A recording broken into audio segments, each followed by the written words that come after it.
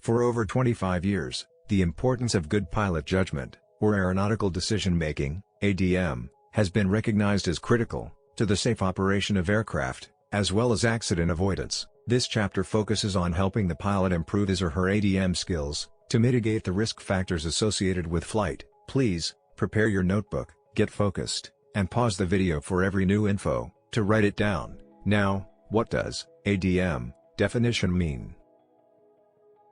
Aeronautical decision-making, ADM, is decision-making in the unique environment of aviation.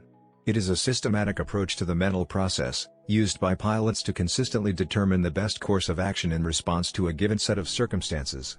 It is what a pilot intends to do, based on the latest information he or she has. While progress is continually being made in the advancement of pilot training methods, aircraft equipment, systems, and services for pilots, accidents still occur.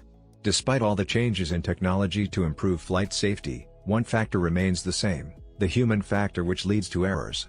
It is estimated that approximately 80% of all aviation accidents are related to human factors, and the vast majority of these accidents occur during landing, 24.1%, and takeoff, 23.4%.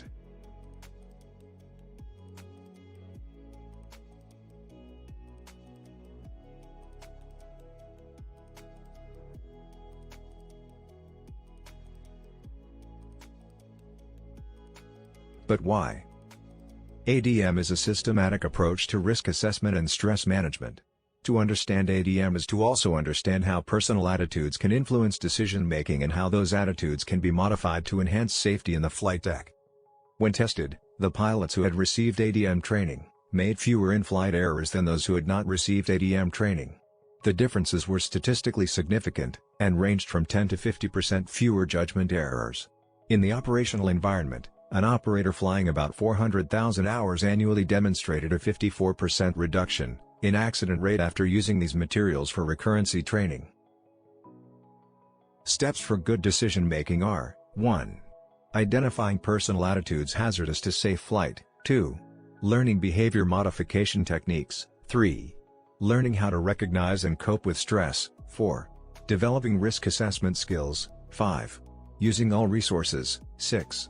Evaluating the effectiveness of one's ADM skills. Remember: 1. Identifying. 2. Modification. 3. Recognize. 4. Assessment. 5. Resources. 6. Evaluating. 6 golden steps. Making good decisions is based on direct or indirect experience and education.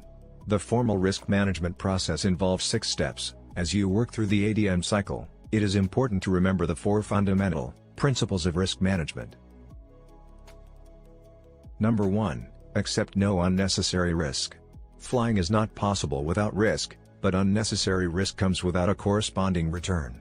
If you are flying a new airplane for the first time, you might determine that the risk of making that flight in low visibility conditions is unnecessary. 2. Make risk decisions at the appropriate level. Risk decisions should be made by the person who can develop and implement risk controls. Remember that you are pilot in command, so never let anyone else, not ATC and not your passengers, make risk decisions for you. 3. Accept risk when benefits outweigh dangers, costs. In any flying activity, it is necessary to accept some degree of risk. A day with good weather, for example, is a much better time to fly an unfamiliar airplane for the first time than a day with low IFR conditions. 4. Integrate risk management into planning at all levels. Because risk is an unavoidable part of every flight, safety requires the use of appropriate and effective risk management, not just in the pre-flight. I will repeat this warning, to force your mind to remember it. Remember that you are pilot in command, so never let anyone else, not ATC and not your passengers, make risk decisions for you. While poor decision-making in everyday life does not always lead to tragedy, the margin for error in aviation is thin. This is the captain. Brace for impact. 500. Number one. No relay.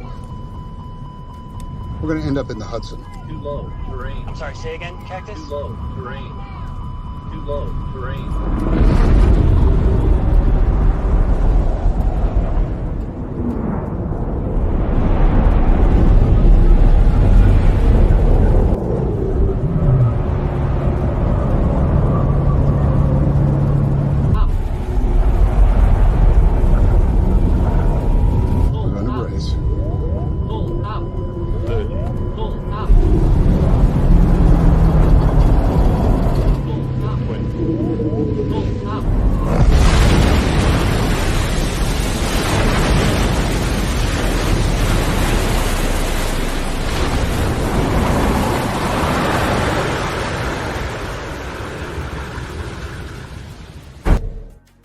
Resource Management, CRM. Single Pilot Resource Management.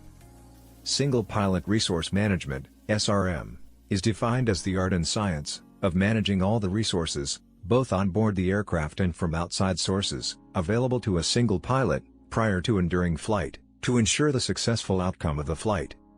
Single Pilot Resource Management is all about helping pilots learn how to gather information, analyze it, and make decisions. Hazard is a real or perceived condition, event, or circumstance that a pilot encounters.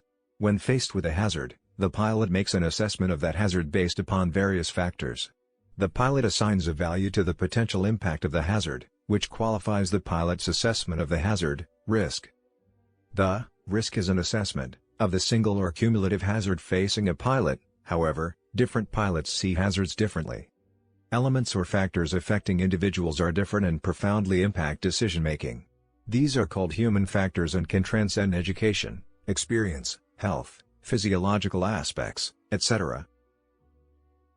Hazardous attitudes and antidotes.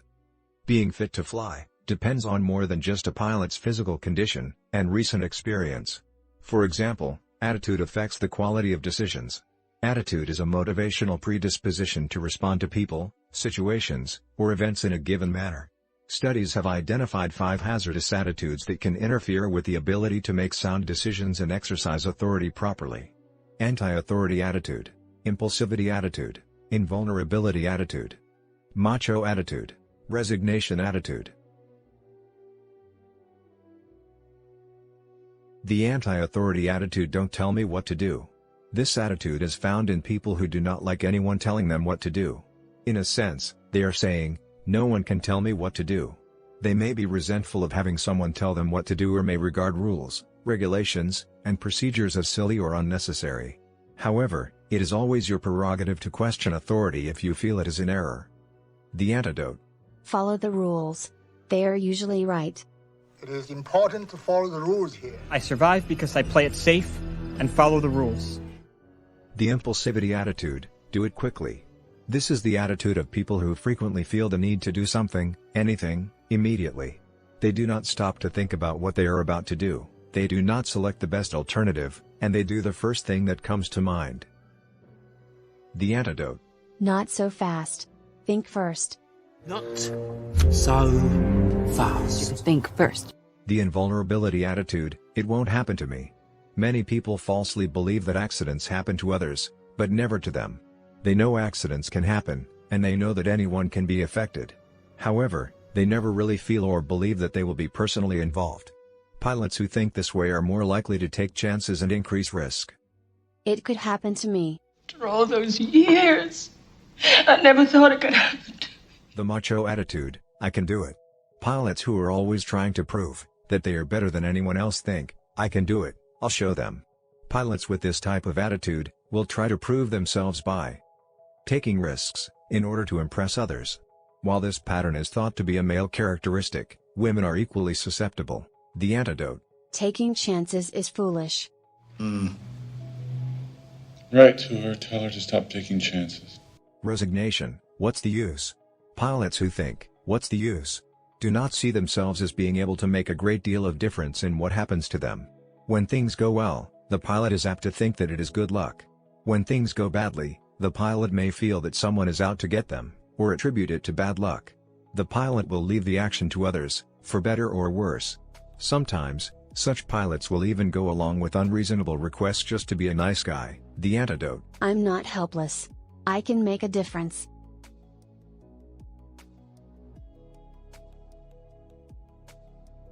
I do believe that I can make a difference. That's with the belief that I can make a difference. What do you know about assessing risk?